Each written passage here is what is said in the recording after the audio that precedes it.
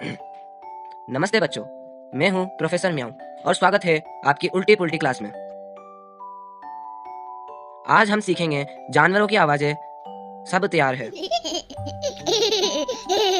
ठीक है, हमारा पहला सवाल, बेबी कैट, क्या आप बताओगे एक कुत्ता कैसे बोलता है?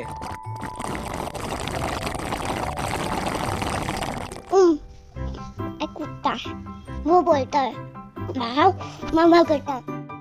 नहीं नहीं, म्याऊ तो हम बिल्लियां बोलती हैं। यह तो उल्टी पुल्टी बात हो गई। कुत्ता बोलता है भौं भौं। चलो अगला सवाल, बेबी कैट, एक गाय कैसे बोलती है? गाय गाय गाय बोलती है अरे नहीं, वो तो बतख बोलती है। गाय बोलती है मूं।